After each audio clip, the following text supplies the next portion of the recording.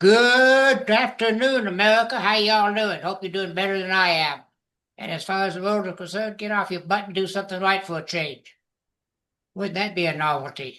Anyway, my name is Dale. I am the host of Coffee Time Again, and this is where the conversation begins. Today, the conversation begins with Chris and the failure of schools and why they're being such a failure with all the money they're getting. We pay more money for our schools than any other country in the world, and we still got a higher failure rate than they do. So let's stop this nonsense, and we can start right now with Chris. So take it away, Chris. Well, thank you. Thank you for having me on. I appreciate it. My name is Chris Pabst. I'm a reporter for Fox 45 News in Baltimore. I work for a company called Sinclair Broadcast Group, and I work on a team called Project Baltimore. And what we are is that we are a team of five, two photographer editors, two producers, and myself as a reporter. And we are a group that focuses on one issue. And the one issue that we focus on is public education. It started in Baltimore City in 2017, January of 2017. And since it has sort of spread out into the suburban school systems around Baltimore, and really we cover public education throughout the entire state of Maryland. And I recently wrote a book called Failure Factory: How Baltimore City Public Schools Deprive Taxpayers and Students of a Future. Because what we have seen over the past 8 years is just simply this mindset where school systems are getting massive increases in funding from taxpayers, but we're not seeing a corresponding increase in student outcomes. And I wrote the book because it does focus on Baltimore City, but what is happening in Baltimore City is certainly not limited to Baltimore City. This idea of what public education has become is certainly spreading out throughout Maryland, and we also see it throughout the entire country. And what the problem is, and what we've seen here in Baltimore City and talking to teachers and administrators and parents and students, is that the school system is not prioritizing the education of students. The school system is prioritizing the acquisition of funding, and then it takes that funding to hire more adults that work in the school system, and then it grows the power and influence of that organization, which would be public education, which in Maryland, the public education system is the most powerful lobby in the state. And it's not even a question. You come out to Maryland, and the most powerful lobby in Annapolis, which is our capital, is certainly public education. And it makes sense because they get massive amounts of money and they use that money to hire adults, and it grows the organization. Meanwhile, the students in the school system are not seeing corresponding increases in their academic success. Okay. These adults that they're hiring, what positions are they giving these people? Pretty soon you're going to have an overload of adults working and there's no place to put them. So if you look at the data, and what Failure Factory does is that I break down the school system over the 8 years that we've been covering it, the 16-17 school year, Mhm. and then up to the 2023-2024 school year, which is the most recent year for which we have data because public education data lags a year. So the most Yeah. updated data we have is 2024. So I look at those eight years, those 8 school years, and I can see exactly where the money is going. And if I can just take a second to go over some numbers here, I Do. think it would tell you all that you need to know. And it's a lot of numbers, but just kind of sort of just take it all in. So in 2017, Baltimore City Schools had a $1.3 billion budget. In 2024, that budget had ballooned to 1.7 billion. So the school system got a $400 million pay increase from taxpayers, roughly about 30%, about a 30% increase in funding. However, the graduation rate did not change. In 2017, the graduation rate was 70%, the lowest in the state. In 2024, the graduation rate was 70%. So as the school system got a 30% increase in funding, the graduation rate did not move. It maintained steady at 70%. Now, there are probably a few reasons for that. One of them would be you have to look at the amount of teachers that are in the school system. In 2017, and these are the actual numbers, there were 5,142 teachers in Baltimore City public schools. In 2024, with 400 million additional dollars annually going to that school system, there were 5,142 teachers. They did not hire one additional teacher with 400 million additional dollars going into the school system. So where did the money go? They hired 1,300 additional teachers. Or I'm sorry, additional employees. There were 1,300 additional employees that were added between 2017 and 2024. No additional teachers. So it went to administrative level positions, director level, regional superintendents, people in the C-suite and central office. No additional teachers were added. So when you look at all of this and you see that the graduation rate did not go up at all over 8 years, while the funding went up 30%, well, you can see where they're prioritizing, how they're prioritizing that money, which is not in teachers because they didn't hire any more teachers. And one more data point to get to here is that the school system got smaller. It lost about 6,500 kids. The enrollment is down about 6,500 kids just because Baltimore is shrinking. It's a shrinking city. People are getting out. So now you take a look at all of this and you see Dale that we have 6,500 fewer kids, 1,300 additional employees in the school system, and the graduation rate still did not go up. And that is really what Failure Factory is about, is answering this question of how is that possible? And it's because the way that the people in the school system that speak to us say it is that because the school system is not prioritizing educating kids. It's simply prioritizing the acquisition of funding. Oh, Lord. To the state legislature, when they allocate money for the schools, is there some way that they can allocate the money so you have to hire teachers or you don't get the money? So there was a new bill that was passed in 2021 called the Blueprint for Maryland's Future. And what that does is that does more stringently control how the local school systems have to spend their money. Okay. So throughout the state, there's a few more teachers that have been hired. Like, it's not a significant amount, but there is a few more. But what the Blueprint for Maryland's Future wants to do is that it wants to hire more teachers. The teachers union in Maryland had a very powerful influence into this bill passing. And of course, the teacher union wants more teachers because that's more people that are paying dues to the union. So Maryland is supposed to hire more teachers. But the problem, Dale, is that they can't find teachers to hire because they can't find teachers who want to work in the school systems. And that is a big part of what Failure Factory is and why I wrote it is why are they having a hard time hiring teachers? Why are they having a hard time retaining teachers? Why do people who come into the profession, why do many of them leave after 5 or 10 years?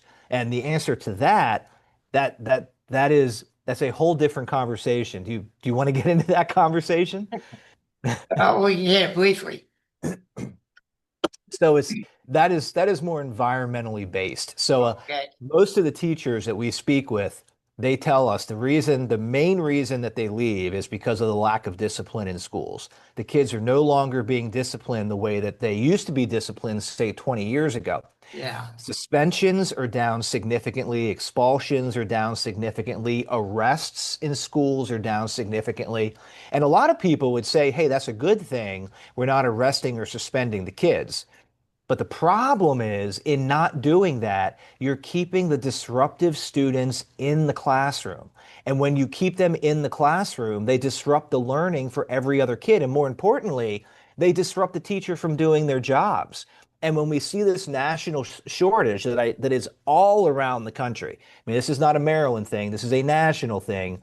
A lot of it is that the environment of the schools is not one that teachers want to be in. And most teachers get into teaching for the right reason. They want to help kids. But then when they get into the schools and they see that the administrators of the schools, how these schools are being run, where kids are disruptive, a teacher sends them to the principal's office and they're back 5 minutes later. Those are the things that are driving teachers crazy. They're being Yeah. micromanaged. They're not allowed to control their classrooms. They're not allowed to discipline the kids. And if you talk to any teacher, if you got 20 or 25 kids in a classroom and one of them is is acting out or being disruptive, it disrupts the learning for every other kid. And it would. I could see that very clearly. It's certainly true, and that's the main problem that we hear out here in Maryland and in Baltimore of why a lot of people are leaving the teaching profession. Many of them are going to private schools, even though the pay might be less, the pensions might be less. They actually get to do what they love, which is teach kids, because the private schools have that disciplinary factor that many of the public schools do not have. No. Yeah, I know about private schools and I qualified all rural when I was in second grade in a private school. But Yeah, you know the answer. What is it? I know the answer for As to what. what's how do we make changes? Well, there's two ways that you can really look at this, and in Failure Factory, I lay it out of there's two avenues in which to fix public education.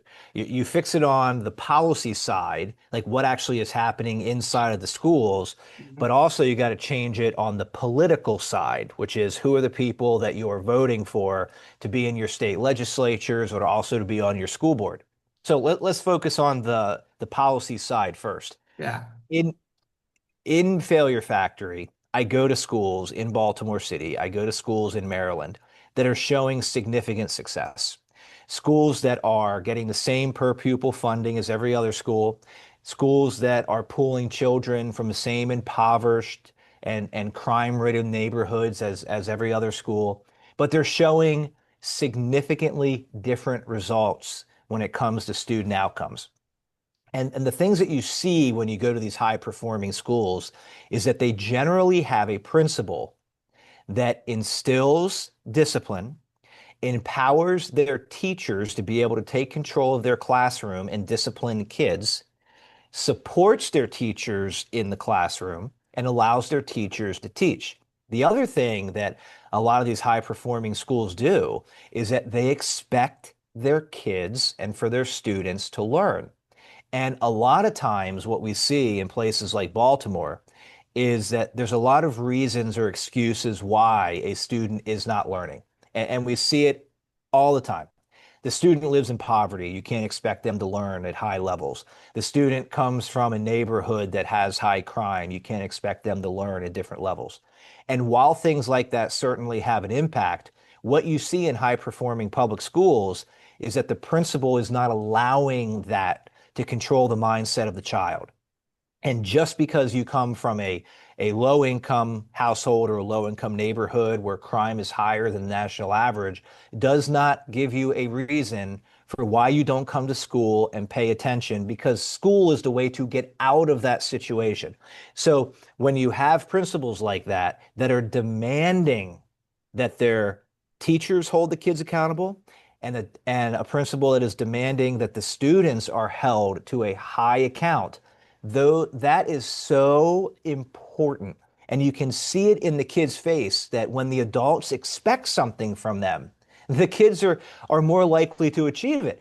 But a lot of times that you're seeing in these public schools, Dale, that the the administrators, the politicians, they start making excuses for why there's low test scores. Like we just went over a couple of them. And the Yeah. kids hear that. And then the kids start to think, okay, well, I can't achieve. They can achieve if the adults expect them to. So that's the policy aspect of it. Okay. You got to take the disruptive kids out of the classroom. You got to discipline the kids, empower the teachers. The other thing that would be important is for principals to be able to remove bad teachers from a classroom.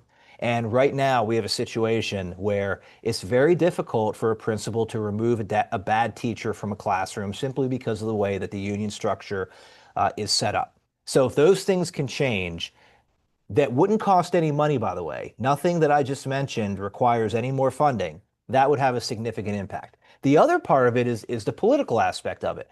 Here in Maryland, it is really difficult to get any politicians to speak negatively about the public education system. And I'll give you an example. Earlier this year, President Trump signed an executive order announcing the dismantling of the Department of Education. Well, in his speech at the White House, he mentioned one school system. He mentioned Baltimore. He mentioned a report that is in this book that we broke here at Project Baltimore, which is in 2023, 40% of the high schools in Baltimore City did not have any students test proficient in math. So just let that sink in for a second. Nearly half of the high schools in Baltimore could not produce one student who tested proficient in math. President Trump announced that. And that's in Failure Factory. I go over that story and that report and how we Yeah. analyzed the data and how we broke it. But nobody in Baltimore and nobody in Maryland, the elected officials, spoke out against it, saying that that is unacceptable. In fact, they do the opposite thing. They they they defend their school system and they say how much they like their school system. With a stat like that, and with what we talked about, 15 minutes ago, talking about the 400 million additional dollars that have gone into public education in Baltimore City, and the graduation rate hasn't changed, even though they've hired 1,300 additional employees. And that's the main thing, that the politicians, the elected officials in Baltimore do not hold the school system accountable and demand that it better educate the students. So that is really what needs to change on the political side, is that the people that are voted into office and people that are voted into school boards, they have to hold the school system accountable. Because if they don't, the school system is never going to improve. And if you think about it, why would it? If someone's giving you $1.7 billion a year, and they're not holding you accountable for success, what would motivate you to have success? You're getting the money. You're getting the money anyway. They need to be held to account. Yeah, I agree with you on that. They need to bring the school boards particularly to say, hey, this is the way this school is going to run. You don't like it? There's other school systems in the country. You will not be hired in Baltimore or Maryland unless you want to be accountable to your students. Because that's who you're ultimately you're accounting to, is to the students. Yeah, and what we're talking about now, I know that you're out near Denver, Yeah, and I'm 2,000 miles east of you, but it's very similar thing. So your audience out there, the people that are listening to us in Denver, if you have teachers, I know that they're saying the same thing because it's a national problem. It's a yeah, national problem of trying to reduce suspensions, trying to reduce expulsions and arrests, and in doing so, keeping disruptive students in the classroom, which makes it very difficult for the teacher to teach and for the other kids to learn. And yeah. and what I'll say about this, Dale, like one more point that's really important here, is that this was not a mistake. This was intentional. In January of 2014, all right, so 11 years ago, almost 12 years ago, President Barack Obama came to Baltimore. And that's probably the reason I even know about this, is that he came to Baltimore and he issued guidance to all 50 states saying, listen, the number of students that are being suspended, expelled, or arrested that are minorities, specifically minority males, is disproportionate to the rest of the population, student body population. Therefore, the school systems must be discriminating against minority males. He specifically pointed to young black men, young black males. So he issued guidance to all the school systems saying, you got to cut your suspension rates and you got to cut your arrest rates and you got to cut your expulsion rates. And they did. And if you look at the data, you see there's just a massive drop in the number of students suspended or arrested. But what you also see is a drop in student academic outcomes. It corresponds almost perfectly. And the reason for that is because what we just talked about. When the school systems were no longer holding kids accountable, they simply kept disruptive students in the school and kept disruptive students in the classroom. And Mhm. it was done on purpose. And in talking to teachers and talking to the administrators that will talk to me, that was extremely disruptive and destructive to public education in America, that one move, because what was supposed to come with it, Dale, was when the schools were no longer suspending or arresting kids for misbehaving, they were supposed to have interventions for those kids to try to help them, but the interventions never happened. They just didn't suspend them for fighting, for bringing weapons to school, things of those nature, Yeah. which I talk about in Failure Factor. I go over all of this and explain that the not arresting part happened, but the interventions to help those kids did not happen. And that's how we got to where we are today. Yeah, so a guy walking around with a loaded 45 strapped to his hip. I mean, in Baltimore City, you do have Yeah, a number of guns that are yeah. confiscated in the We had school. they had a big hullabaloo about the Jefferson County school board here, and the most recent election they got rid of half of them. Half the school board was lost the election. You are starting to see that. You're starting to see specifically after COVID and kids were learning from home and parents really got to see what was going on. Mhm. You're starting to see that evolution in people understanding the value of who's running for school board. And in a place like Baltimore County, for example, and I'm sure it's also like this where you are, huge line items in the budget go to public education. Where I live in Baltimore County, 51% of every tax dollar that Baltimore County gets goes to the public school system. 51%, more than half. So more than half of all the money in this county goes to public education. So the people that are running for school board have extremely important jobs. Yeah, And we are now, as a society, starting to see how important those jobs are. And there's a lot of groups out there that are trying to get good candidates. yeah. What's your position on Department of Education being dismantled?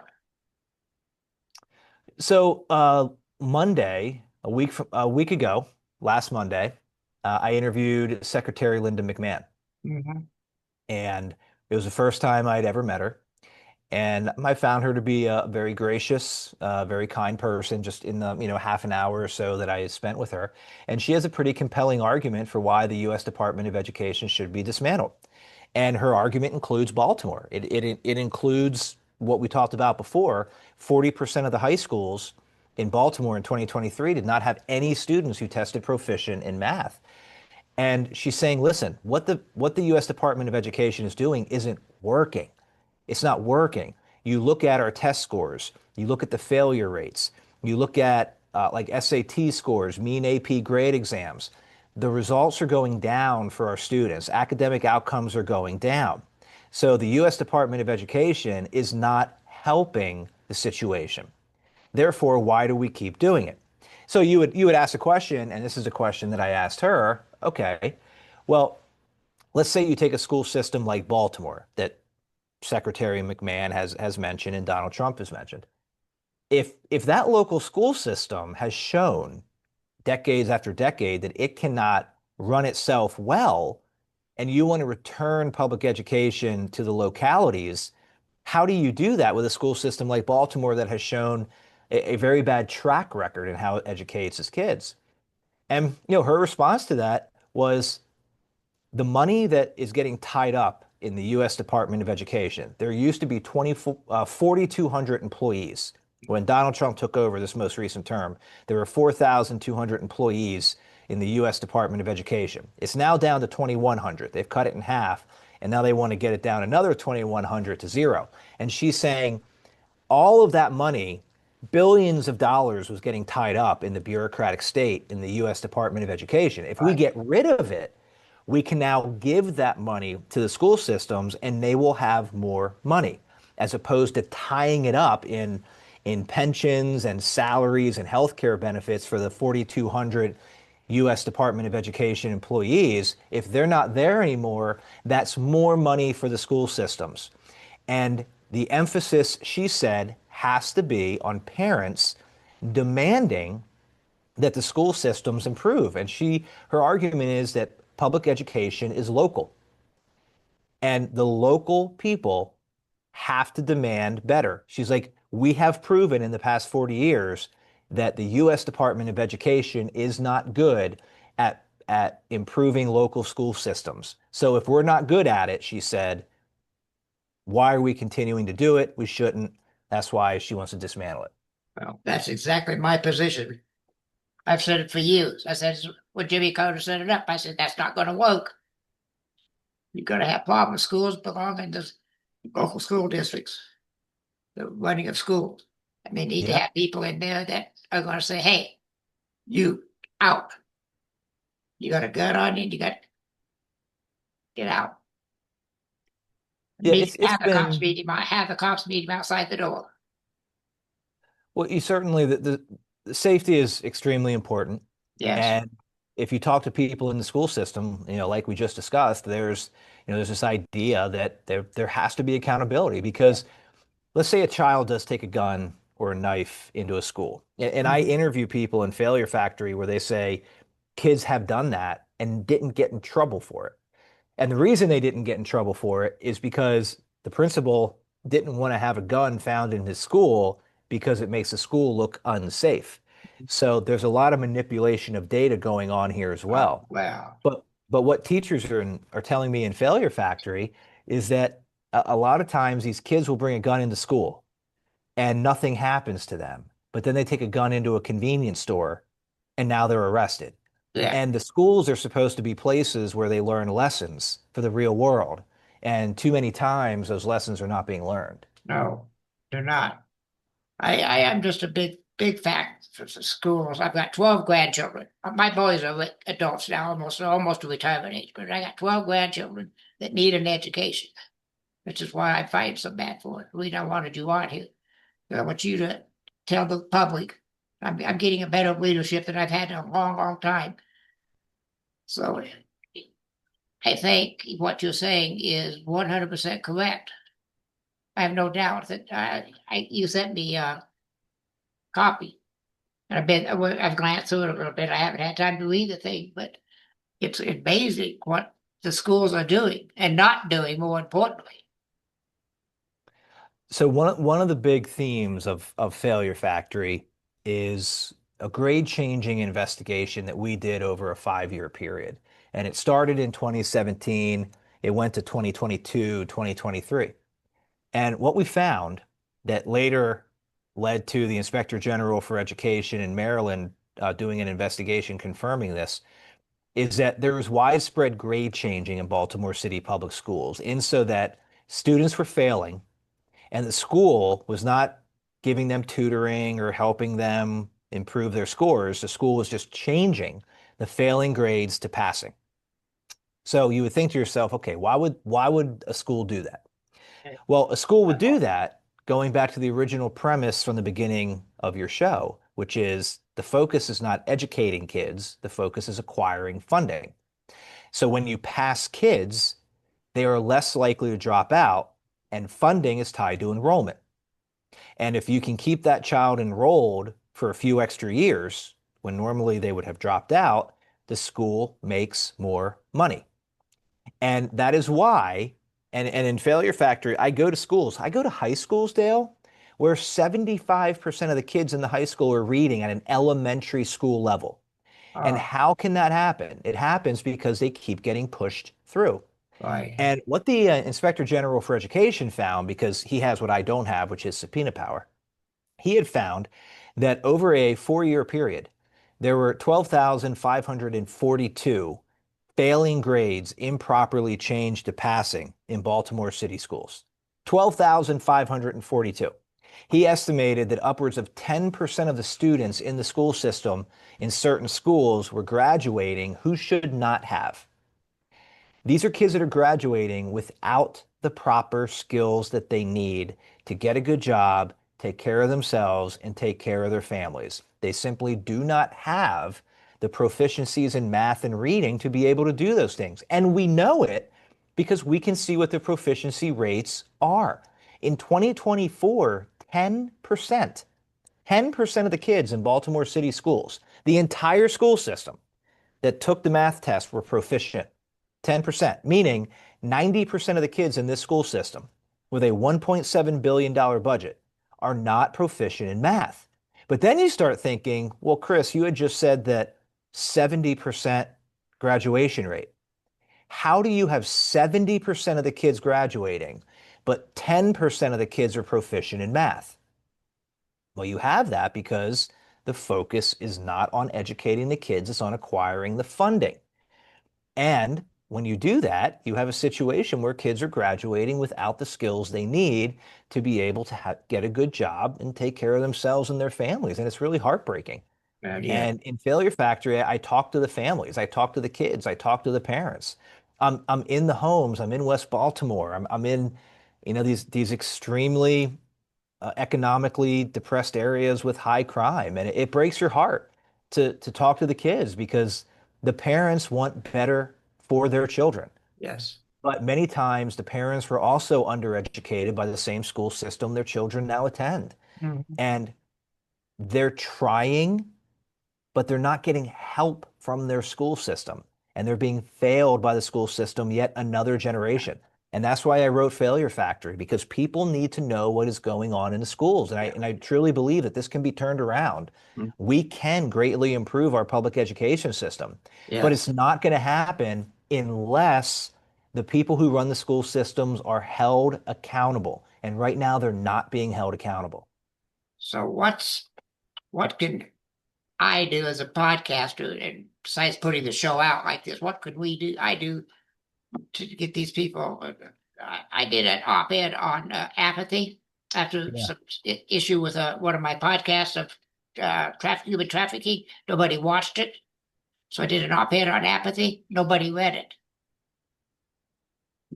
It's nice, really. So what do we do when they're not even paying attention when we try it? Well, I think that is largely what Failure Factory can do, is that what we're talking about right here. These are alarming numbers. This $1.7 billion, that is an alarming amount of money for 10% of kids that are proficient in math. Anybody listening to us right now is going to say that's not acceptable. That's not right. Well, then you got to take that energy and you got to move to the next step, which is going to your school board meetings and holding people accountable, making sure that you have the right people that are running for state office, for state delegate or state senator or state representative, people that are running for governor, your U.S. House of Representative member. Are you going to hold the public school systems accountable for taking my money, the taxpayer, and giving it to a public school system? Are you going to hold them accountable to ensure that they're actually educating the kid? And they're not changing their grades from passing to failing. And they don't have 10% proficiencies while graduating 70% of their kids. Right. And I think in Failure Factory, I lay out a case of what's actually happening in these schools with everything that we're talking about right now. But I do it from a reporter's perspective, from an Yeah. investigative reporter's perspective, where I'm talking to the kids and the moms and the dads. It's real life. Like this is not just data. I mean, the data's in the book so you can see it, but I talk to the human beings that make up the data, the people who are saying, I want to get out of poverty, but the school system isn't properly educating me. These are heartbreaking stories, Yes, and they it's are. disastrous for a society. Mhm. So we could. So when I write my show notes, I'm going to emphasize that quite a bit. And in fact, I would name the show itself Failure Factory Failure Factory. would Yep. be the name of the show when it's published. Because I think it's important that, that we get this word out. I'm going to Yeah. make sure that, well, what you're saying, it just scares the daylights out of me. I can remember being in high school many, many years ago that there was one kid in there that was failing, but he got advanced every year. He got advanced, Yep. and they called it the S program. There was 56 students in my high school, and only three of them graduated. I wasn't one of them that graduated, but only three graduated. Huh. Well, the in what is where I think that what we've seen is that most people that you talk to that are probably older than 40 feel that they got a fairly decent public education. Mm. And I find that most people around under 40, specifically those under 30, under 25, you start to see the percentage of people who think they got a good education dropping. And one of the things that I talk about here in Failure Factory is that In the 1940s and 50s, Baltimore was a segregated city. It was racially segregated before Brown v. Board of Education ruling. And if you talk to people, if you talk to older black people in Baltimore City, they will tell you that they think that they got an excellent public education. These were segregated schools, and they feel that the school system back then was significantly better than it is now. Now, with that said, Baltimore City Schools, in many ways, is a segregated school system. 93% of the school system is minority, right? So it's, we kind of went through this transition where the schools were integrated, Mm. but then they kind of started to segregate themselves again to the point where 93% of the school is minority. But there's not many people. I've never heard anybody, Dale, I'll tell you, put it this way. In the 8 years that I've been investigating the school systems, I have never heard anyone tell me that they think that the school systems are where they need to be, where the public school system is where they need to be. Even if you talk to the superintendents and the CEO of Baltimore City Public Schools, this is what they're going to tell you. This is what they say every year. We're improving, but we're not where we need to be. That's what they said 5 years ago, 10 years ago, 15 years ago, 20 years ago. It's the same line recycled over and over. We're improving, but we're not where we need to be. But as we talked about earlier, the only thing that's actually improving, or the main thing that's improving, is the amount of money that is going into the school systems. The Right. student outcomes, many of them, most of them are not improving. There's would starting to take some of that money away, would that help? Well, that's not going to happen, No, it's not going to especially in the happen. But state of Maryland, because if you ever argue for taking money away, yeah, it's you hate kids. Yeah, yeah, that's always the refrain. Oh, you hate kids. You don't want to see kids get an education. And one thing I've noticed here, and I know this is happening around the country as well, and I know it's happening in your area. Whenever you hear a politician talk about the budget, they always say, I'm giving record money to public education. That's what they always say. You know what they never say after that? They never say, we're improving our schools. Our student outcomes are getting better. Our SAT scores are going up. Our graduation rates are going up. Our math proficiencies and English proficiencies are going up. They never say that. no, All they say is we're giving record amounts of money and funding to public schools. Every single year in Maryland, the governor says that when their budget comes around. Every single year in Baltimore City, the mayor says that. The president of city council, we're giving record amounts of funding to public education. But they never say our school outcomes as far as the academics for the students are getting better because in most cases they're not. And that's the problem. The money is never tied to academic outcomes. right. And and and it's so important to make this point that if you're a principal in Baltimore City, even if you're a teacher, you know exactly what your pay scale is. They're all on the same pay scale. Yeah, It doesn't matter if every kid in your class or school learns or no kid in your class or school learns. It doesn't matter if your graduation rate's 100% or 0%. It doesn't matter if your proficiency rates are 100% or 0%. You're going to make the same amount of money. And I'm not suggesting that all of a person's money should be tied to academic outcomes. But what I am suggesting is that perhaps there should be an incentive where if you grow a certain amount, maybe there should be bonuses for teachers. Maybe there should be bonuses for principals. And I don't think that the amount of money should be tied to fully the success of a school because you need to have high performing principals at low performing schools. yeah, So it shouldn't be based on that, but maybe an incentive package would help yeah, because what we're doing now, we can see. I mean, this is 2025, Dale. We're almost in yeah, 2026. Like we know what works. yeah, And I don't understand in many ways why we're not implementing what works unless failure factory is correct and the outcome of students doesn't matter because the focus of students don't matter.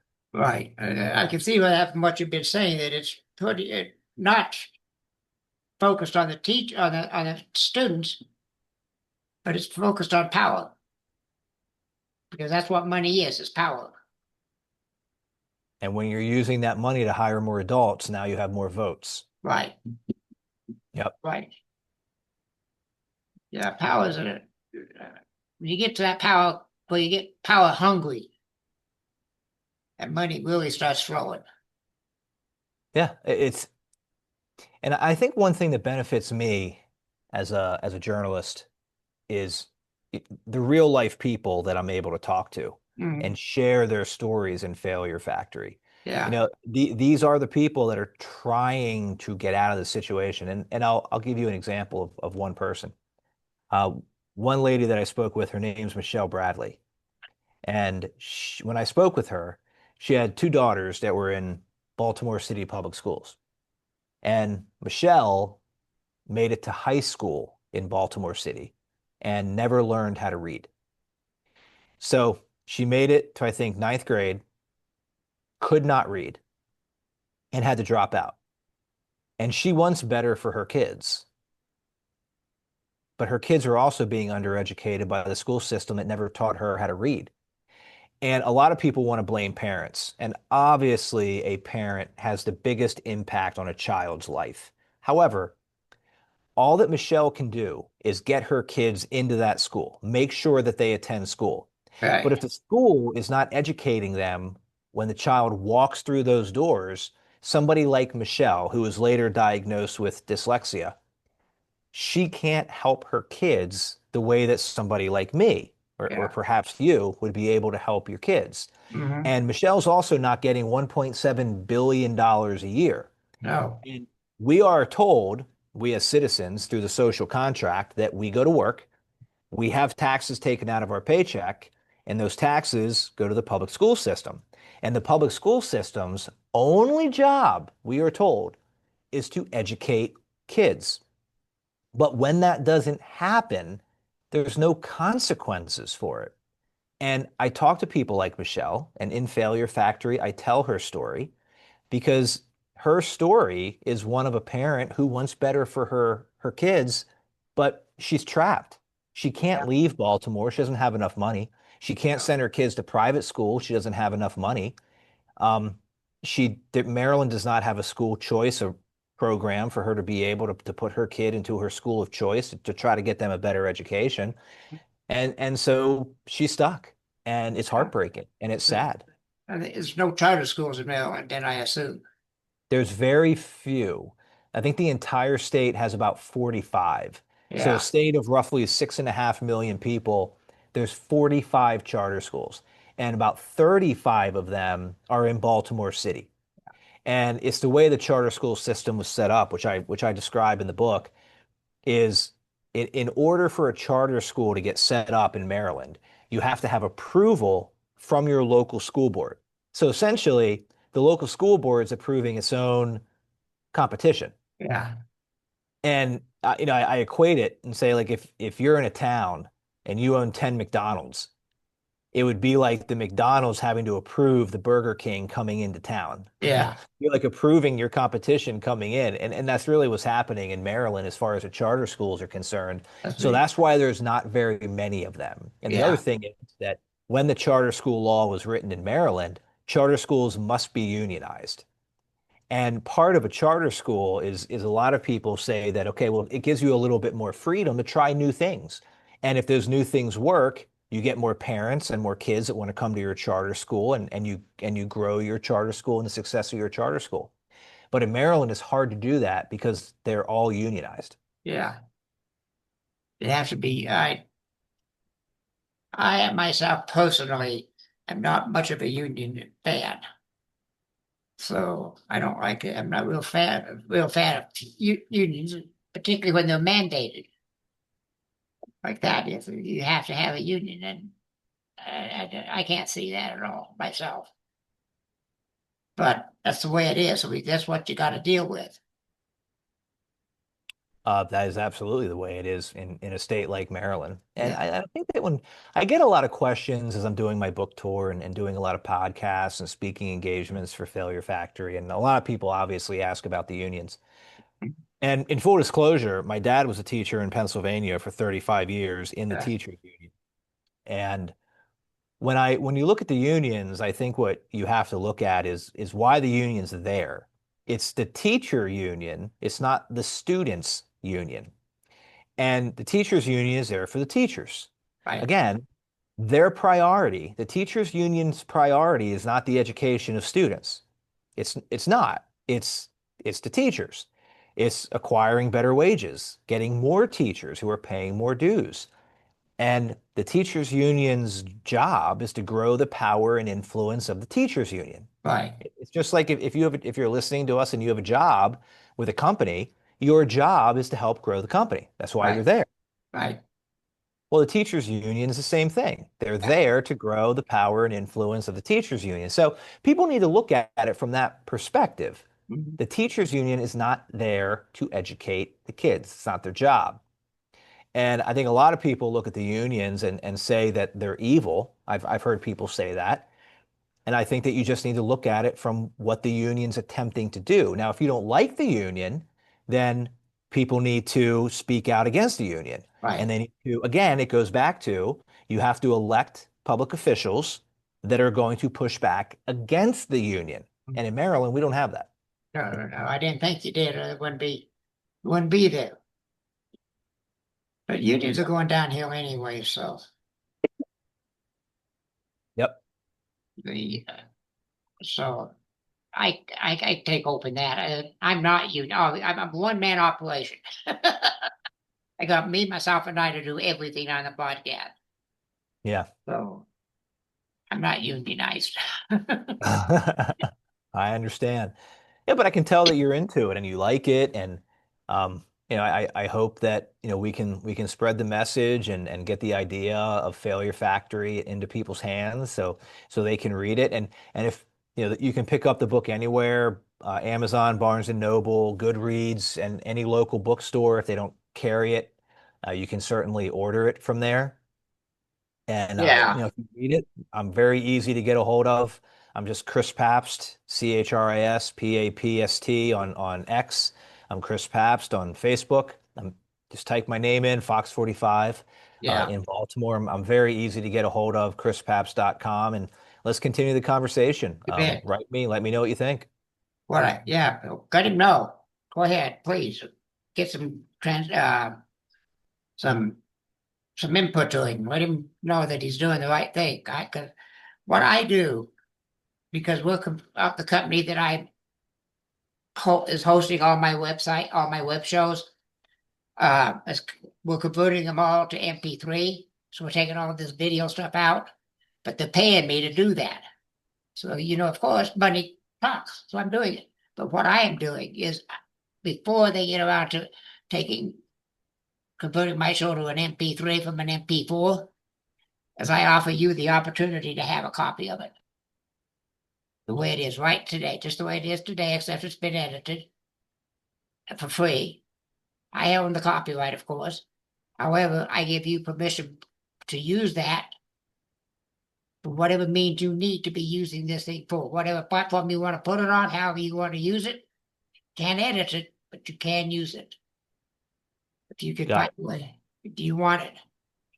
Yeah, Okay, you get absolutely. it. You get it. It's going to be a while before I'm like three shows behind right now because